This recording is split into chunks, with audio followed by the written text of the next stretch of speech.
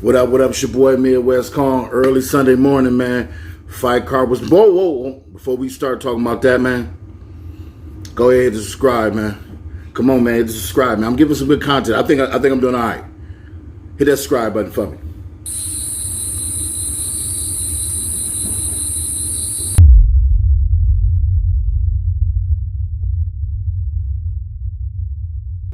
Yo, UFC 260, dude. I was excited. Super excited about that fight card yesterday. Also, Gordon Ryan. But we're going to get to that. Check this out. Francis Ngannou, Stipe Miocic 2. We had Tyron Woodley on the card. We had Sean O'Malley. You know what I'm saying? The Australian kid, I think his last name is Jamie Mallory. Hey, bro. Listen, that was a dope card, man. I don't know if you don't really follow the sport to its entirety. Some of them names don't sound familiar, like Maverick, like her jiu-jitsu against Robinson. Yo, that was jiu-jitsu versus jiu-jitsu, and that ended up being a pretty dope fight. I think all the fights was dope in general, so we'll start from the top, man. Check this out. The kid from Australia, Jamie Mallory, man. First of all, dude's a beast, and at that weight, he gonna be a problem because of his length. The dude is a beast for real, and he be zoned in like young cat. I've seen him fight one other time before, but I thought he was a bigger weight because of the way he looked. So I thought he was bigger, but for his weight and that length, he got long limbs. That dude gonna be something special. Second fight on the main card was Amanda Maverick. I can't remember. Her last name was Maverick, and then it was Robinson. I'm sorry, man. This is early, dude. My bad. But anyway, that was a brown belt in jiu-jitsu. Maverick was, and Robinson was a black belt. Now they both had submissions, but that was a stand-up war, and Robinson got the better of her on the ground. But dude, this Maverick young lady, she's super young. I think she came into the UFC 2 years ago. I think she might be 24 now, possibly. Super young, super tough. Like, I thought she was she was in some drama in that fight. Like, Robinson was controlling that fight on the ground crazy. And for those of y'all who don't know, ground control, being controlled on the ground just drains the shit out you. Like, seriously, sucks the shit out you. And she was in there tough. You look at her face throughout the fight, she just chilling like, man, it's good. You know what I'm saying? I like to see stuff like that, man. She didn't break. Neither fighter did. And when they got to their feet, she started throwing them things. And when she started throwing them things, it was a little different story. So she wound up pulling out the unanimous decision. Sean O'Malley, man. Hey, man. The Sugar Show, dog. Now, first of all, you talk about height and length in that weight class. Sean O'Malley is super tall, super long, and his striking is super dope.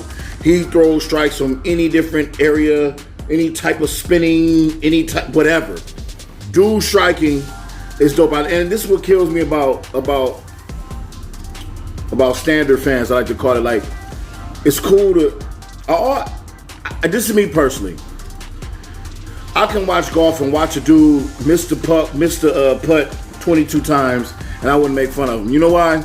Because if a professional golfer misses it 22 times, I'm probably gonna miss it 110. So I'll make fun of him. But we do have a right to our opinion, and we are the consumers, or whatever. But it's funny how seeing Sean O'Malley last fight, he hurt his ankle. People was clowning him. Oh, I knew he was trash. Oh, I knew this. Dude, shit happens, man. Shit happens. I just dislocated my pinky yesterday training jiu-jitsu, man. Got caught in the gi. Didn't realize it was dislocated until I got in the car, popped it back in. You know, shit happens, yo. So, like, when people, like, make fun of fighters and shit and they never been punched in the face or they don't know what that fray really feel like, it's just comical to me. But, hey, if you buy it, you buy it. You got the right to say something. You spent your money. But Sean O'Malley, I would like to see the dude fight top contenders now, man. I know he had a little hiccup back when he hurt his ankle, but dude, Sean O'Malley's a dog. Like, I really like that dude. And I don't really like a show, but when you watch him talk his interviews, like, he like a solid dude. Like, he like one of the homies. You know what I'm talking about? So, the Sugar Show back, man. I had a tough opponent too, but man, it's going to be hard to deal with that length and that striking, and his jiu-jitsu's not bad. So, he told the package, and he a young cat too, so watch out for Sugar Show, man. Don't let that hair fool you, man. You know? So, Tyron Woodley, man. Hey, I love that dude, man. Let me just say that. Sip this coffee a little bit. Yeah, so I do my coffee like this, y'all. Kramer then put a half a scoop of protein in there. Just because I don't like drinking a protein shake. Man, I ain't going to get into that. I told you we're going to do a day in the life. My life ain't that sweet, but we're going to do one. Tyron Woodley, man. NCAA champion. Former champion. Had a long run. Was considered one of the best welterweights ever in the UFC. And he was. That you can't take that from him. So, he lost yesterday. Young Lion. I forgot the guy's last name. Damn, I hate when I do this. I be trying to just do my shit straight through it out. And I'm sorry I forgot his last name. Start with an L, though. First of all, I never really seen Tyron Woodley dwarfed in a match, except for when he fought Darren Till. That kid was big as hell. And Tyron Woodley got to be walking around at 200 pounds. Now, size don't matter. We talk about people cutting weight. And, you know, Tyron Woodley is so muscular. I mean, he do look like he can right now just go do bodybuilder show in like 3 weeks. So to see him being that much smaller than that guy, I was like, wow, that's crazy, because he normally is the more opposing figure, you know what I mean? And that kid he fought was hungry, a dog. So since Tyron fought Usman, he's also Gilbert Burns, he's also Kobe Covington, you know. And I just think now Tyron I think he ran his course, man. I think it's okay. See, people will talk shit about what, you know, this, that, and the third. But listen, man, as we get older, I'm 40, and I was just talking to my homie Ohio Sam about this. My athleticism is not going to get any better. My technique can always be sharpened, but my athleticism on the mat is not going to get any better. I'm still quick on the mat. I'm still quick with scrambles. You know what I'm saying? I'm still athletic, but it doesn't get any better as we get older. But the fight game gets younger. See, the thing about jiu-jitsu is you got divisions where you can fight people your age. You know what I'm saying? So, in the UFC, you don't get that choice. So I think that Tyron Woodley, man, I think he's done it. You know, he was a champ. He was a reigning champ. He defended his belt several times. He fought some of the dopest matches.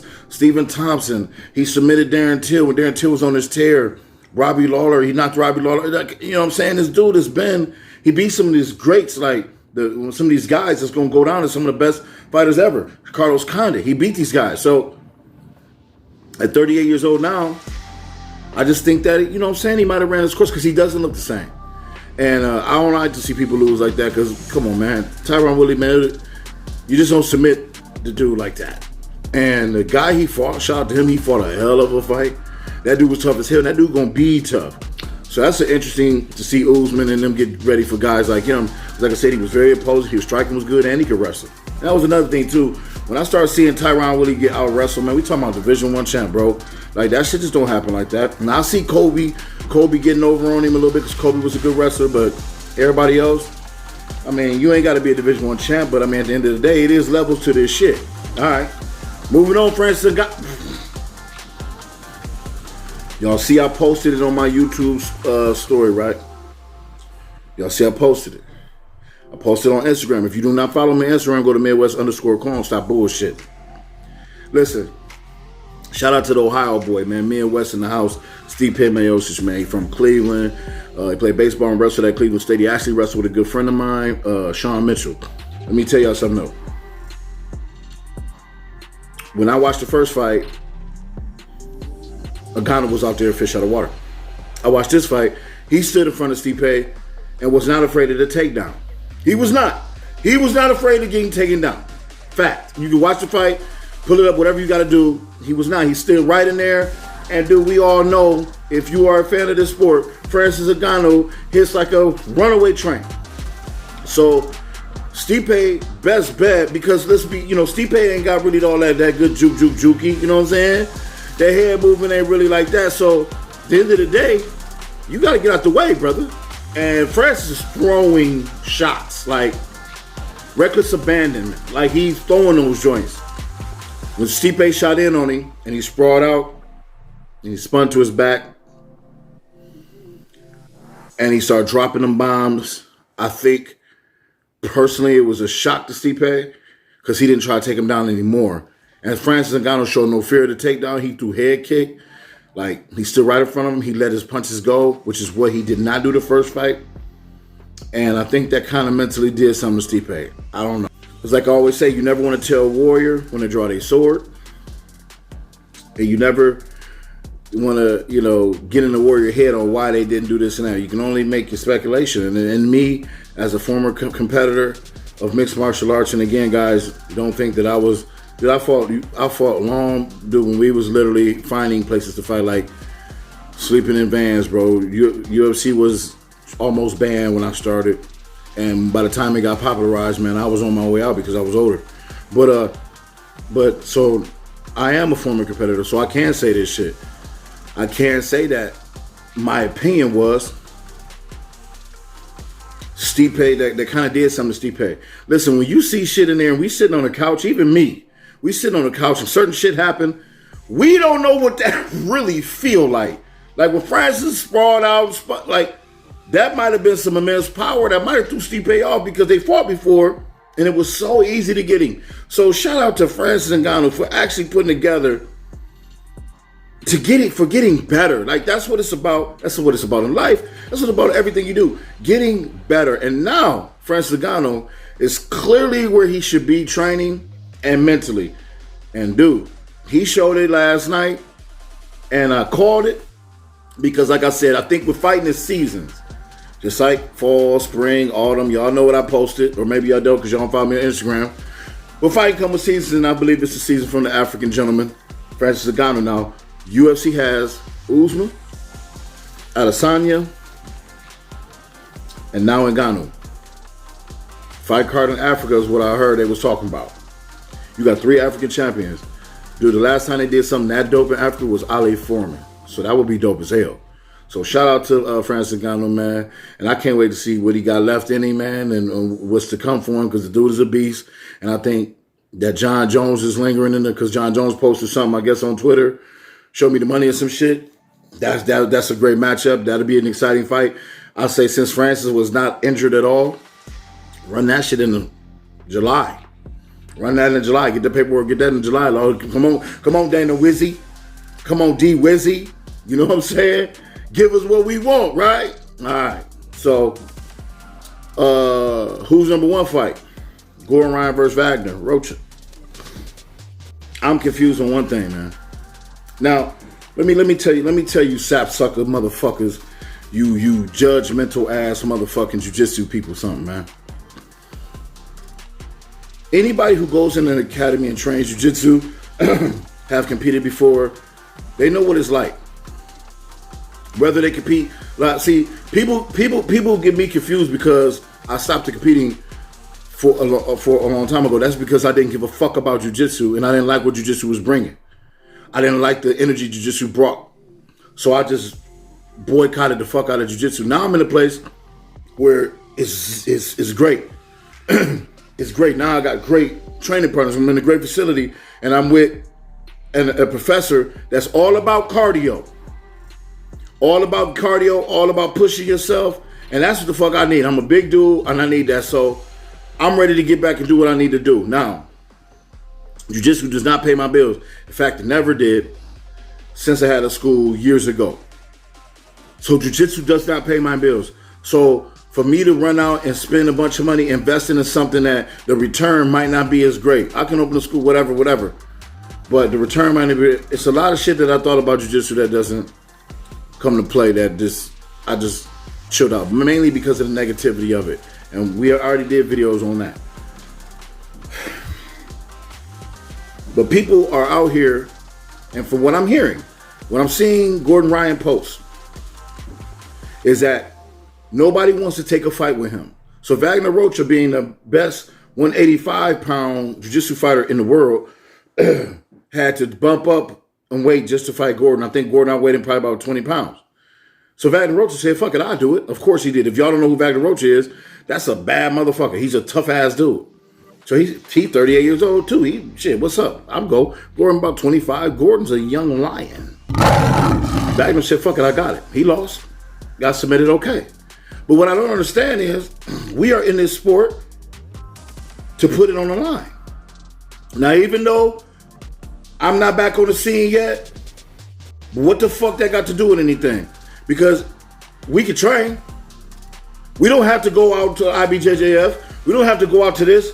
Y'all don't think I can roll? Then let's roll. That's jiu-jitsu, dog. We ain't got to go to no fucking tournament. You don't think I can roll? Then let's roll. What's up? So it's funny how people put their own narrative on jiu-jitsu and shit. Like, if you ain't a world champion, you ain't shit. Well, roll with me. I beat world champions, dog. I beat world champions. I was competing against world champions my second year in jiu-jitsu, man. Know what I'm saying? Y'all motherfuckers, it's funny because people act like I'm 25 years old. I'm fucking 40. I was competing when I was 25. So it's crazy, the narrative, they always move the goalposts in jiu-jitsu. Well, now you got to win this tournament to be this guy. Now you got to win this, motherfucker, roll. So I don't understand why nobody taking this fight with Gordon. Gordon said he'll fight a fucking blue belt. He want to get ready for the ADCC in 2022, I mean. He want to fight some heavier guys. Nobody's signing a contract. Listen, Gordon Ryan has submitted damn near everybody. Like, I think he like 99%. I don't think he submitted Buchecha, but he submitted everybody. Okay, so if my life I had to worry about a 30-minute no submission only match with Gordon Ryan, and I get a little bit of money for doing it, I think I live a pretty good life. Whether I last 3 minutes or the whole 30. At the end of the day, I'm leaving there the same motherfucker I came. Actually, I'm leaving a better person because I just got on the mat with the best guy in the world. So I don't understand why people are not taking it, and I don't really care. All I'm saying is, shout out to Wagner Roach Friday night for getting his ass out there. And like I said, he a tough-ass dude. And shout out to Gordon Ryan, man, for continuing to be fucking great. I've never seen no shit like this before. It's almost like LeBron James, even though Gordon Ryan is real, real young. LeBron James gets better every year. His stats get better every year. Like, he does something better every year. And he's almost 20 years in the league. We've never seen it. For those of you who ain't even 25 years old who say Jordan is better, you never seen Jordan play. I did. I watched all 6 of his championships. I also watched him lose 6 out of the 9 times before he won a championship. So I don't want to hear any opinions on Jordan and LeBron, especially if you motherfuckers ain't never even seen Jordan play. Regardless of the fact people say about the rules set, this, that, and the third. Well, LeBron James didn't make the rules, and the rules is something that was called the Jordan rule back in the day, which is why the Pistons stopped having to play that physical play because they were trying to protect their superstars. So people talk a lot of shit. They don't know what the fuck they're talking about. Same as in jiu-jitsu. So at the end of the day, Gordon Ryan is scary enough for me to believe that this motherfucker is going to be 45 getting better. But those are the type of people that I always wanted to fight in the gym. When I was a white belt, you can ask my former instructor. I wanted to fight all of the upper belts. If you had a color in your belt, I wanted to roll with you. I didn't want to train with the white belts. I didn't want to compete with the white belts.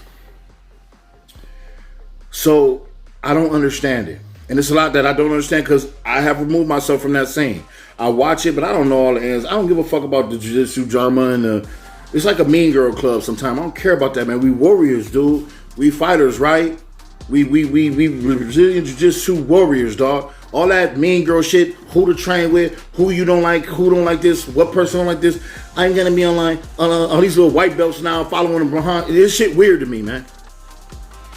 Because when I was a white belt, man, you ain't have an opinion other than you was asking a question.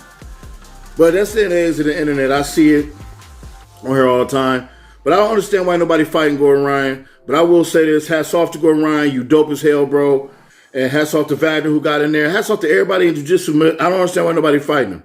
So, Gordon Ryan, hey man, I'll take a couple dollars in the trip. I just need to get in shape, but you know, that's me, dude. I don't give a fuck about none of that shit, bro. I get out there with whoever. It is what it is. You know what I'm saying? So, but yeah, man. So that's it, man. Thank you, man. Like and subscribe. Come back next time, man. With I'm gonna start doing more reviews on this fighting, and y'all know that damn Kong versus Godzilla come out Wednesday. Y'all know I'm hype. HyphyLife.com, promo code Kong, Midwest_Kong on Instagram. Like and subscribe, man. Let's get to this good 100,000 followers. Let's get there by next Friday. Probably not gonna happen. But anyway, have a good one, y'all.